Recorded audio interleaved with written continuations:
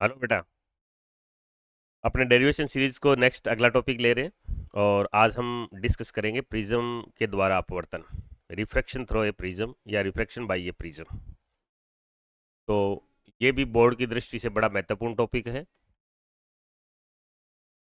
Refraction bye ए prism,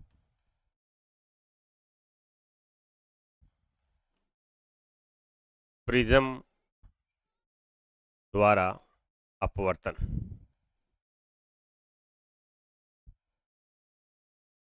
तो थोड़ा सा मैं आपको ये बता देता हूँ कि प्रिज्म होता क्या है, उसके बाद इस टॉपिक को नेक्स्ट रन कर लेंगे अपने। प्रिज्म क्या होता है? प्रिज्म भी एक ट्रांसपेरेंट मीडियम होता है, पारदर्शी माध्यम होता है जो दो अपवर्तित सतहों से घिरा घिरा हुआ होता है और दोनों अपवर्तित जो सतह होती है वो क्षिकोण पे झुकी होती है। Prism is a transparent medium, it is covered by two refractive surface, they are inclined at any angle. Prism होता है वो एक पारदर्शी माध्यम होता है और उसमें दो सतह होती है, दोनों की दोनों अपवर्तित सतह होती है, वो क्षिकोण पे झुकी हुई रहती है। प्रिज्म को यदि आप सामने से देखते हो तो एक ट्राइंगल की शेप में दिखता है और साइड से उसको देखते हो तो साइड से एक वो क्वाड्रिलेटरल फॉर्म में दिखता है। तो हम डायग्रामेटिकल कई बार हम प्रिज्म को लेते वक्त क्या करते हैं,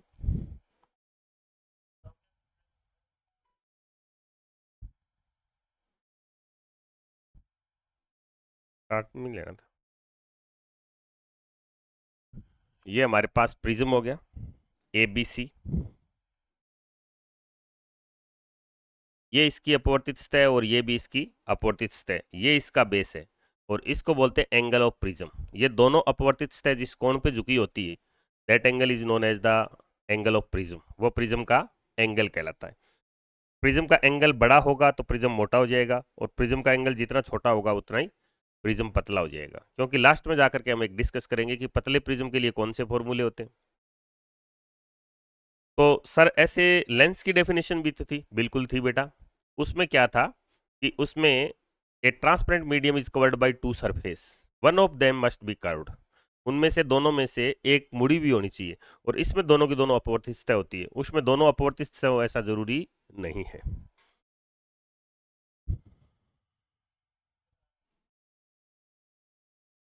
ये लाइट इस पे इंसिडेंट हुई इस सरफेस पे, मान लेता हूं इसका नाम क्या है, ये आपतित किरण है पी क्यू, और ये इस सरफेस के ऊपर नॉर्मल, ये इस सरफेस पर नॉर्मल, ये एंगल ऑफ इंसिडेंस, ये एंगल ऑफ इंसिडेंस। यहाँ कौन सा मीडियम है? एयर है बेटा, वायु, और ये कांच है, ग्लास। इसका रिफ्रैक्टिव इंडेक्स मान लिया मैंने n1 और इसका रिफ्रैक्टिव इंडेक्स मान लिया n2। ये ग्लास है। जब एयर से ग्लास में जाएगी तो आई की बजाय जो एंगल दूसरा आएगा वो छोटा होगा, आर एंगल छोटा होगा इसे, it is bend to the normal. अगर ये प्रिज्म नहीं होता तो इस केस में ये इस पाथ पे जाती, ये आपतित किरण की दिशा है और ये इधर बेंड हो जाएगी नॉर्मल की तरफ। तो मैंने ये मान लिया कि ये बेंड हो गई इधर, ये एंगल आ गया नॉर्मल के साथ आर। ये इस सरफेस का नॉर्मल, ये पी क्यू आपतित किरण, आपतन कोण हो गया आई, और ये नॉर्मल हो गया इस सरफेस पर, ये इस सरफेस पे नॉर्मल हो गया। तो बेटा ये इंसिडेंट रे है, ये नॉर्मल है, ये एंगल ऑफ इंसिडेंस है, और ये जो रे है इसको बोलेंगे हम रिफ्रैक्टेड रे, अपवर्तित किरण। पी क्यू इस पॉइंट को हम मान लेते हैं आर। अब ये ग्लास से किधर निकल रही है? ग्लास से सर एयर में जा रही है, तो इधर जानी चाहिए, इधर ये अवे फ्रॉम नॉर्मल हो जाएगी, नॉर्मल से दूर हो जाएगी, तो ये एंगल जो है वो बड़ा आएगा, ये बाहर निकल गई। तो इसको हिंदी में बोलते हैं निर्गत किरण। पी क्यू एक आपतित किरण है, क्यू आर अपवर्तित किरण है और आर एस निर्गत किरण है। एक बार रिपीट करें आप मेरे साथ, पी क्यू आपतित किरण, पी क्यू तो बेटा आपतित किरण है, और क्यू आर है वो अपवर्तित किरण है, और आर एस है वो कौन सी है? निर्गत किरण है। इंग्लिश में कहें तो ये इंसिडेंट रे है, ये रिफ्रैक्टेड रे है, और ये इमरजेंट रे है। इमर्जिंग आउट हुई है तो इसका मतलब ये इमरजेंट रे है। एंगल, इस एंगल को बोलते हैं एंगल ऑफ इमरजेंस ई। ये अपवर्तित किरण है तो नॉर्मल के साथ जो एंगल बनाएगी वो अपवर्तन कोण बनाएगी। इसको मान लिया मैंने R1 और इसको मान लिया R2। पॉइंट्स दे देते हैं P, Q, R, S। इस पॉइंट को मैंने T मान लिया और आपतित किरण इस दिशा में जा रही है, प्रिज्म की एब्सेंस में ये ऐसे निकलती और ये इधर से आती हुई लग रही है। तो रियलिटी में इस प्रिज्म ने किया क्या, जो रे ऐसे जानी चाहिए थी उस रे को ऐसे जाने की बजाय उसने इधर बेंड कर दिया, यानी इसको विचलित कर दिया, डेविएट कर दिया। तो ये जो एंगल आया इस एंगल को बोलते हैं angle of deviation.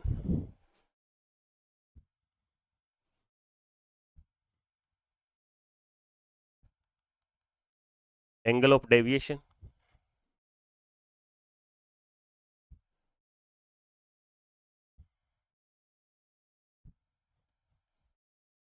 Angle of deviation, इसे डी से लिखते हैं। हिंदी में इसको लिखेंगे, ये कौन सा कोण है, विचलन कोण है, ये विचलन। रियलिटी में इस प्रिज्म ने क्या किया, इस पाथ पे जाती हुई लाइट को इसने इधर बेंड कर दिया, यानी इसको विचलित कर दिया। और विचलन कोण क्या है, डी। हमारा टारगेट है इस डी को फाइंड आउट करना।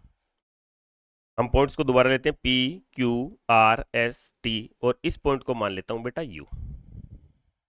ये डायग्राम है ना, ये बड़ा महत्वपूर्ण है, इसी से सारे के सारे टोटल आंसर्स इसी से आएंगे। तो हम थोड़ा सा नेक्स्ट चलते हैं, अगले पेज के ऊपर एक बड़ा डायग्राम लेते हैं प्रिज्म का।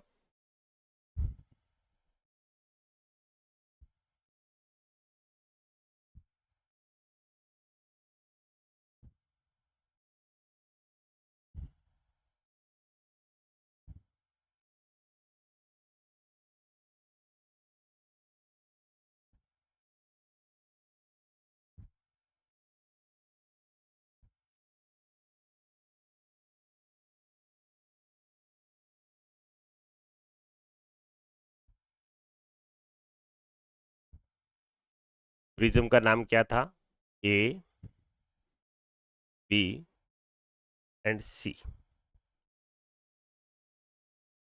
रे ये इंसिडेंट रे थी, आपतित किरण थी, और ये सरफेस पे क्या था, नॉर्मल। ये था आपतन कोण I, और यहां अपवर्तित किरण प्राप्त हुई थी अपने को, ये अपवर्तित किरण, और ये इस सरफेस का नॉर्मल, और ये निर्गत किरण थी, ये इमर्जिंग आउट हुई थी। ये इमरजेंस रे थी तो ये एंगल ऑफ इमरजेंस, ये इंसिडेंट रे थी तो ये एंगल ऑफ इंसिडेंस। बेटा ये एंगल कौन सा था, R1, और ये एंगल कौन सा था, R2। मैंने क्या किया, इस नॉर्मल को इधर इंक्रीज कर दिया और इसको भी इधर बढ़ा दिया, तो ये किसी पॉइंट पे मिल गए, उस पॉइंट को नाम दे दिया मैंने T। अगर ये प्रिज्म नहीं होता तो ये जो PQ इंसिडेंट रे है, आपतित किरण है, QR अपवर्तित किरण है, और RS निर्गत किरण है। In the absence of this prism ये लाइट इसी पाथ पे आगे जाती, it is travel on this path, this is the direction of incident ray. और ये कौन सी रे है, ये निर्गत किरण इधर से आती हुई लग रही है, दोनों के बीच में एक एंगल है, इस एंगल को बोलते हैं एंगल ऑफ डेविएशन, या इसी एंगल को हम बोलते हैं विचलन कोण। हमें रियलिटी में ये निकालना है, ये डी है, एंगल ऑफ डेविएशन, या हिंदी में बोल दूंगा इसको विचलन कोण।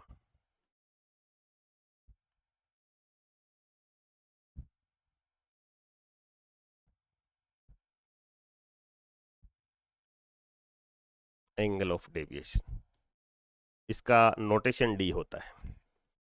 पॉइंट्स आए हमारे P, Q, R, S, T, और इस पॉइंट को मान लिया बेटा मैंने U। ये प्रिज्म एंगल है A। अब देखिए मैं कौन कौन सी स्टेप लेता हूं, वो आपको स्टेप बाय स्टेप माइंड में रखना है। सबसे पहले मैंने ये लिया A, Q, T, R। कौन सा sir, A, Q, T, R। एक क्वाड्रिलेटरल है, एक चतुर्भुज है, और हर बच्चा जानता है कि चतुर्भुज के चारों कोणों का योग 360 होता है। तो मैं पहली इक्वेशन किससे बनाऊंगा, I take here quadrilateral AQTR। चतुर्भुज AQTR में चारों कोणों का योग 360, तो पहला कोण कौन सा, A। ओके सर, प्लस दूसरा देखो, दूसरा ये नॉर्मल इस सरफेस के साथ यहां से यहां तक का एंगल 90 डिग्री, प्लस ये एंगल, ये हमें नहीं पता कितना है, तो मैं इसको लिख दूंगा Q T are plus Q T are plus ये वापिस आ गया, ये सरफेस, सरफेस के साथ ये नॉर्मल का एंगल, ये वाला, तो ये कितने डिग्री का? आप कहोगे सर 90 का, 90। इंटीरियर एंगल का जो सम होता है क्वाड्रिलेटरल के लिए वो कितना होता है? तो आप कहोगे सर 360 होता है, 360 डिग्री, तो 360 लिख दिया। 90 90 180, 180 इधर जाकर के माइनस हो जाएंगे, तो इधर बचा A plus Q T R, A plus Q T R is equal to 360 minus 180, 90 90 जाके इधर माइनस हो गया, तो मेरे पास इक्वेशन आई A plus Q T R is equal to कितना बचा बेटा? आप कहोगे सर 180, बिल्कुल 180 डिग्री। ये हमारी इक्वेशन आ गई फर्स्ट, ये आई इक्वेशन नंबर फर्स्ट। ओके, सबसे पहले मैंने ये क्वाड्रिलेटर लिया ए क्यू टी आर और सिंपल सा थ्योरम लगा दिया कि चारों कोणों का योग 360 होता है। सेकंड के लिए आपको अलग से कुछ भी सोचने की आवश्यकता नहीं है, जो इक्वेशन फर्स्ट आई है वही आपको हिंट देगी कि आपको नेक्स्ट स्टेप कौन सी लेनी है। तो इसमें देखिए क्यू टी आर है, तो आप इसी स्टेप को ही पकड़ लो, क्यू टी आर। तो ये क्या है बेटा? ये ट्राइएंगल है, ट्राइएंगल के इंटीरियर एंगल का सम 180 होता है, तो R1 R2 इस एंगल तीनों का जोड़ कितना लिखूंगा? 180 डिग्री। देखो ये ही आपको बता रही है इक्वेशन की नेक्स्ट किस पे जाना है, QTR पे जाओ। तो I take here a triangle, कौन सा? QTR, QTR, QTR के तीनों जो इंटीरियर एंगल्स हैं, आंतरिक कोण है, अंतः कोण है, इन तीनों का योग 180 होगा। मैं कौन कौन सा ले लूंगा? R1 plus R2 plus QTR is equal to 180 degree. ये इक्वेशन मेरा सेकंड, ये इक्वेशन कौन सा बना? सेकंड। अब फर्स्ट इक्वेशन की और सेकंड इक्वेशन की कंपेयर करो, देखो ये QTR तो ये QTR, ये 180 तो ये 180, इसका मतलब A इसके बराबर आ गया R1 प्लस R2 के बराबर। When we compare the equation first with the second, then we get the result that A is the sum of R1 plus R2। समीकरण 1 और 2 की आप तुलना करोगे तो आप ये पाओगे कि 180 180 के बराबर, QTR QTR के बराबर, तो A बराबर क्या आया? R1 plus R2। तो बेटा मेरे पास रिजल्ट आया A is equal to R1 plus R2। ये बहुत महत्वपूर्ण है, इसको याद भी रखना। A बराबर R1 प्लस R2। ओके, अब हमारा मेन टारगेट क्या है? हमारा मेन टारगेट है एंगल ऑफ डेविएशन निकालना, यानी विचलन निकालना कि प्रिज्म ने कितना विचलन किया है। तो हम एंगल ऑफ डेविएशन निकालेंगे तो हम सोचेंगे कि एंगल ऑफ डेविएशन बनाया किसने। देखो जिन शेप के बारे में आपको सोचना है, मेरे को एंगल डी निकालना है, ये एंगल निकालना है, तो इस एंगल को बनाने वाली एक तो ये लाइन है और एक ये लाइन है, तो इन दोनों से एक ट्राइएंगल ये बन रहा है जो येलो कलर का है। कौन कौन सा sir? You Q R. You Q R में ये बहिष्कोण है डी, एक्सटीरियर एंगल है, तो एक्सटीरियर एंगल का जो सम होता है वो दो इंटीरियर एंगल के बराबर होता है। Value of the exterior angle is the sum of two interior angles. किसी बहिष्कोण का मान त्रिभुज के अंतराभिमुख कोणों के योग के बराबर होता है, तो इस डी का जो मान आएगा वो इसके और इस एंगल के बराबर आएगा। ये एंगल देखते हैं कौन से हैं। ये बेटा क्या है? आई। तो ये पूरा एंगल कितना होगा? तो आप कहोगे सर ये आई होगा। बेटा ये आई होगा तो नीचे कितना रह गया? R1, तो ऊपर क्या रहा? आई माइनस R1, आई माइनस R1। ऐसे ही ये पूरा एंगल कितना है? E, तो यहां से यहां तक का कितना होगा? E, तो ये ऊपर वाला कितना रह गया? E minus R2। Next page पे ले लेते हैं इनको। मेरे पास जो एंगल बना हुआ है D, वो बेटा ऐसे बना हुआ है।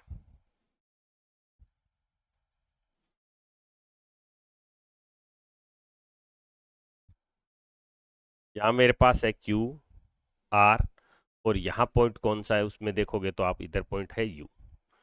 यहाँ एंगल है D, यहाँ एंगल क्या है? D। ये एंगल मेरे पास क्या आया?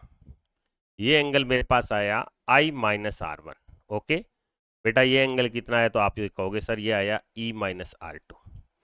इसी त्रिभुज के बहिष्कोण का मान त्रिभुज के अंतराभिमुख कोणों के योग के बराबर होता है, ये थ्योरम है। The value of the exterior angle of any triangle is the sum of two interior angles. दो जो अंतराभिमुख कोण होते हैं उनके योग के बराबर होता है। तो मैं इधर लिखूंगा मेरी इक्वेशन, डी किस किस का जोड़ है, ये एंगल प्लस ये एंगल, यानी I minus R1 plus E minus R2। तो D इज इक्वल टू आया I plus E, minus common लिया तो मैं लिख दूंगा R1 plus R2, R1 plus R2। इससे पिछले वाले पेज पे हमने एक रिजल्ट निकाला था, मैंने कहा था बड़ा महत्वपूर्ण रिजल्ट है, याद रखना। ए बराबर क्या था, R1 प्लस R2। बिल्कुल सही कह रहे हो, ए बराबर क्या था, R1 प्लस R2। तो मैं इधर बेटा लिख दूंगा D is equal to I plus E minus A. ये इक्वेशन और आ गई, ये हमारी इक्वेशन नंबर दे देता हूं इसको 4। तो सर 3 कौन सी, 3 बेटा ये है। अब प्रिज्म क्या होता है, प्रिज्म अकेला प्रिज्म होगा तो विचलन देगा। हाँ, हम कुछ हमारी व्यवस्था लगा करके विचलन का मान कम कर सकते हैं, मिनिमम कर सकते हैं। और मिनिमम कब होता है, जब हम किसी स्पेशल एंगल आई के ऊपर जाते हैं, तब उसके द्वारा जो विचलन का मान होता है वो कम से कम होता है। विचलन की कंडीशन है, देखो विचलन की कौन कौन सी कंडीशन है। When refracted ray is parallel to the base of prism, जब अपवर्तित किरण आधार के समांतर होती है तो इस विचलन कोण का मान न्यूनतम होता है, पहली कंडीशन। सेकंड कंडीशन हम ग्राफ से प्राप्त करेंगे। शुरुआत में जैसे जैसे हम आई को बढ़ाते हैं विचलन का मान घटता है। आई से दैट कि जैसे जैसे आई बढ़ाओगे विचलन का मान कम होगा। ओके सर, लेकिन कम होते होते जितना कम होना उतना कम हो जाएगा। उसके बाद यदि आप आई को बढ़ाओगे तो विचलन बढ़ने लग जाएगा। दो तरीके से व्यवहार करता है आई के साथ। In the starting if you increase the angle of incidence then you note that the angle of deviation is decrease with the increasing I. ये अपनी मिनिमम वैल्यू पे चला जाता है और उसके बाद यदि आप आई को इंक्रीज करते हो तो एंगल ऑफ डेविएशन भी बढ़ने लग जाता है। शुरू में घटता है, घट करके न्यूनतम होता है और उसके बाद वापस बढ़ना स्टार्ट हो जाता है। फर्स्ट आई से दैट कि मिनिमम डेविएशन के टाइम क्या होगा, अपवर्तित किरण पृष्ठ के समांतर हो जाएगी, refractor ray is parallel to the base. और आई के साथ डी कैसे बिहेव करेगा, पहले घटेगा, घट करके न्यूनतम होगा, फिर वापस बढ़ने लग जाएगा। कई बार आपसे ये ग्राफ पूछते हैं।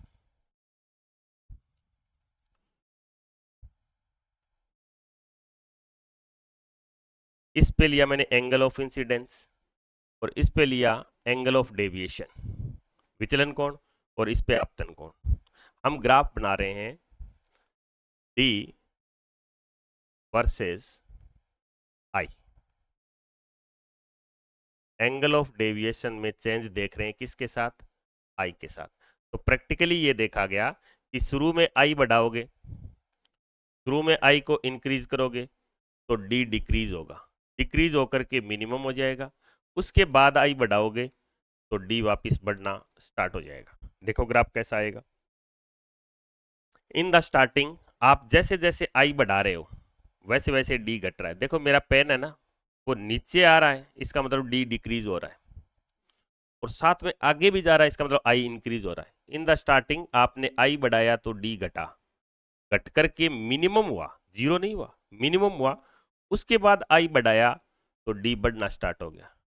तो ये पैराबोलिक ग्राफ आ गया, पैराबोला यू शेप्ड ग्राफ आ गया, सिंपल बोलूं तो ये ग्राफ।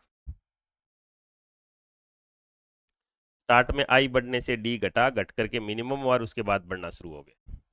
मैं इसके ऊपर कोई भी डी लूं, आर्बिट्री डी, तो इसके लिए मेरे पास इंसिडेंस एंगल के मान कितने हैं, तो आप कहोगे सर 2 है, एक तो ये है और एक ये है। बेटा इसको मैं बोल दूंगा I1 बोल सकता हूं और इसको I2 बोल सकता हूं, दोनों अलग अलग है। जनरली ये तो एंगल ऑफ इंसिडेंस होता है और ये एंगल ऑफ इमरजेंस होता है, ये दोनों अलग अलग है, दो मान है। फिर कोई और लेऊंगा तो फिर 2 आएंगे, लेकिन उनके बीच का गैप कम आएगा। लेकिन यहां मिनिमम की कंडीशन लेता हूं। ये जो लाइन है, ये लाइन कौन सी है, डी मिनिमम है। डी मिनिमम के टाइम क्या होगा, आई का और ई का मान दोनों बराबर हो जाएंगे। ये बढ़ करके इतना हो गया और ये घट करके इतना हो गया। ये आई था और ये ई था, आई बढ़ा ई घटा और इस पॉइंट के ऊपर आई और ई दोनों के मान सेम हो गए। In the case of minimum deviation angle of incidence is equal to the angle of emergency. This is the mathematically condition for the minimum deviation. Minimum deviation की मैथमेटिकली कंडीशन क्या है? जब किसी प्रिज्म के द्वारा विचलन का मान न्यूनतम होता है तो आई और ई के मान बराबर होते हैं। जब देखो दो कंडीशन बता दी बेटा मैंने। फर्स्ट ये कहा कि मिनिमम डेविएशन होगा, उस टाइम ये और ये दोनों समांतर होंगी, अपवर्तित किरण बेस के समांतर हो जाएगी। सेकंड आई से दैट कि जब मिनिमम डेविएशन होगा उस टाइम इस आई का ई का मान बराबर होगा। जब आई और ई बराबर होंगे तो R1 R2 ऑटोमेटिकली बराबर आ जाएंगे।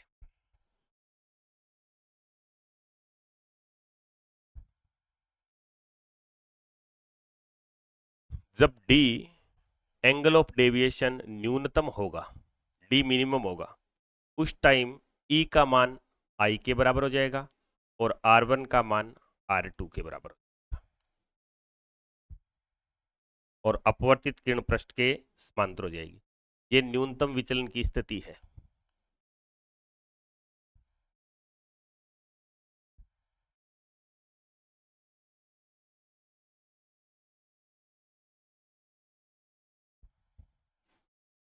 Condition of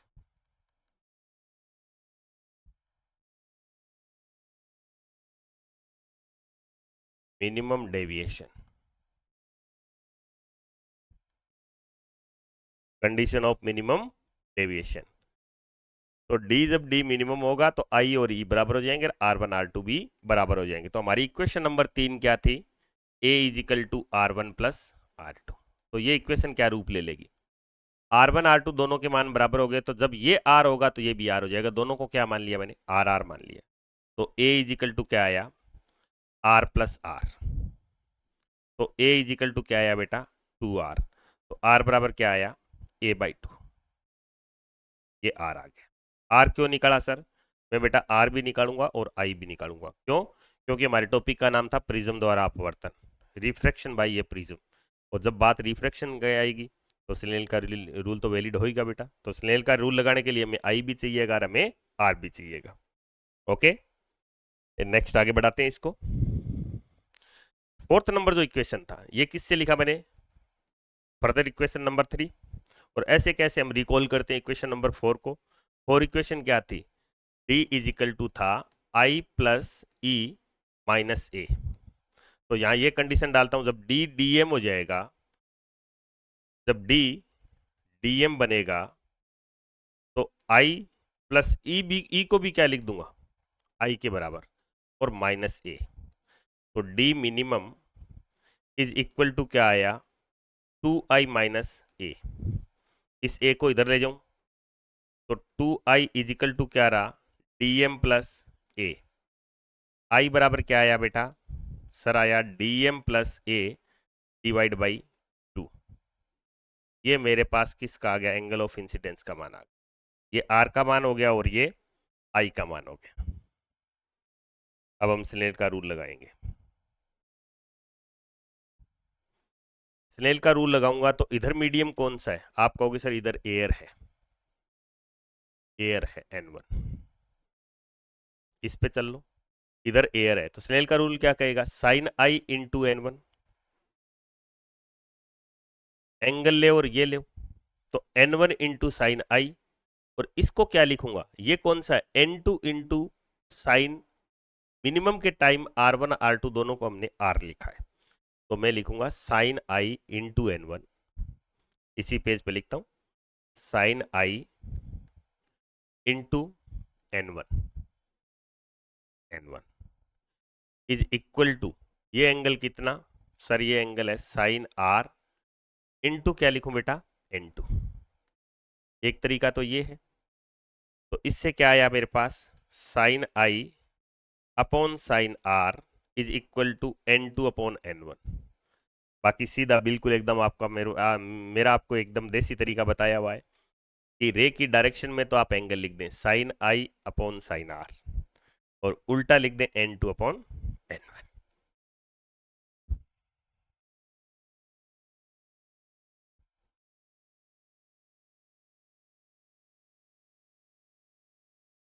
I applied here sine rule, Snell का रूल लगाऊंगा, sine I upon sine are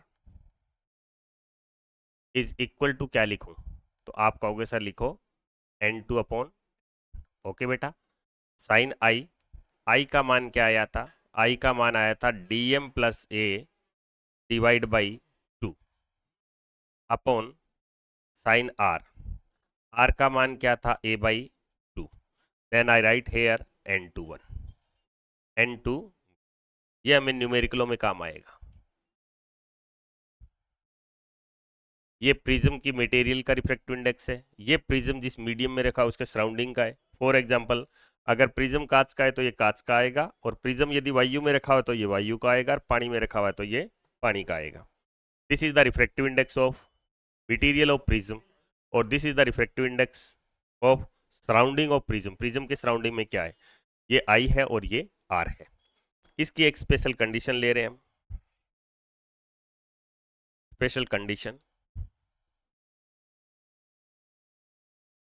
अगर प्रिज्म पतला है, फॉर द थिन प्रिज्म, पतला प्रिज्म है तो पतला प्रिज्म के ए का मान छोटा होगा, ओके। दूसरा हम ये मान के चलते हैं डी मिनिमम है, इसका मतलब ये एंगल भी छोटा हो गया और ये एंगल भी छोटा हो गया। For the small angles we apply approximation of the sine theta. जब एंगल रेडियन में और छोटा हो तो साइन का सैनिक्ट मान हम क्या लिखते हैं? साइन थीटा को केवल थीटा लिख सकते हैं। इस रूल को लगाऊंगा फॉर द थिन प्रिज्म, पतले प्रिज्म के लिए, पतले प्रिज्मों के लिए।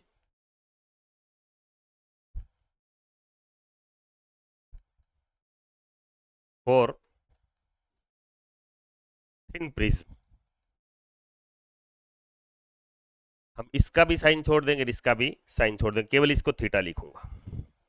तो मैं इधर इसको लिख दूंगा dm plus A divide by 2 upon, इसको लिख दूंगा a by 2 is equal to n21। बेटा 2 से 2 कैंसिल, नेक्स्ट पेज पे ले जाओ सर, बिल्कुल चले भैया।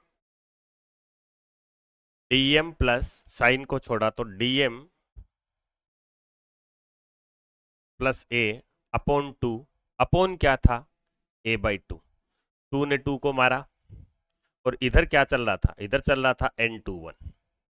इधर मेरे पास बचा dm प्लस ए अपॉन क्या रहा? a, इसके इक्वल है। आप कहोगे sir it is equal to n21, ये n21 के इक्वल है।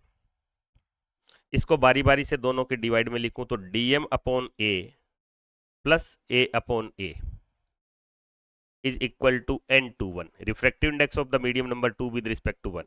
ये dm अपॉन a रह गया, और ये a बाई a से a कैंसिल हो गया। तो मेरे पास ये वैल्यू आया dm upon a plus a upon a is equal to n21। dm upon a, ये प्लस 1, ये plus 1 is equal to n21।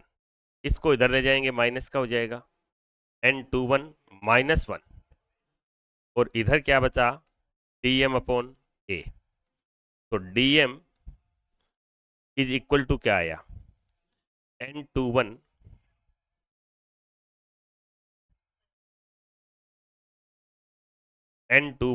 Minus 1 into A, into ए। पतले प्रिज्मों का ए कम होगा तो विचलन का मान भी, न्यूनतम विचलन भी कम होगा। नंबर 2, यदि 1 को बढ़ा दूं तब भी इसका मान, विचलन का मान कम हो जाएगा। किसी प्रिज्म को एयर में है तो वो कुछ विचलन देगा, अगर उसको पानी में डाल दोगे तो उसका विचलन क्या हो जाएगा? कम हो जाएगा। हमें तो इसमें ये करना है बोर्ड लेवल पे कि पतले प्रिज्मों के लिए ए कम होगा तो उनके न्यूनतम विचलन का मान भी कम होगा मोटे प्रिज्मों की। बेटा इसमें कौन कौन से फॉर्मूले पूछे जाते हैं वो थोड़ा सा मैं आपको ये बता देता हूँ। इसके गोल्डन पॉइंट्स कौन कौन से?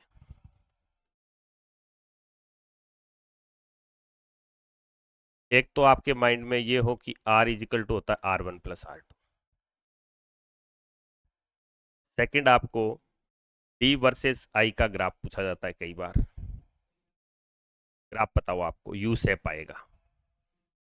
थर्ड आपको ये पता हो कि डी मिनिमम की कंडीशन क्या होती है। जब डी मिनिमम होता है दैट टाइम R1 R2 बराबर होते हैं और आई ई के बराबर हो जाता है, आई और ई बराबर होते हैं, और जो अपवर्तित किरण होती है वो बेस के पैरेलल हो जाएगी, समांतर हो जाएगी। Refracted ray is parallel to the base of prism. और कई बार रिफ्रैक्टिव इंडेक्स निकलवाते हैं N21, इस फॉर्मूले का डेरिवेशन कराते हैं DM प्लस ए अपॉन 2 सिद्ध कीजिए ये divide by sine A by 2। और लास्ट फॉर्मूला तो आपको पता ही है, मिनिमम लगा देते हैं, अप्रोक्सीमेशन लगा देने के बाद DM बराबर क्या आता है N21 माइनस A1 इंटू ए। ओके बेटा, आई होप बड़ा इंपॉर्टेंट टॉपिक है ये, बोर्ड लॉटरी देता है इस नंबर की, 4 नंबर की, ये मान लो आप। ग्राफ पूछ लेता है, विचलन कोण पूछ लेता है, ये पूरा डेरिवेशन। ओके बेटा, डटे रहें, तैयारी करें, मेरे साथ बने रहें, फिजिक्स से डरना बिल्कुल भी नहीं है, प्रेम करना है फिजिक्स। ओके।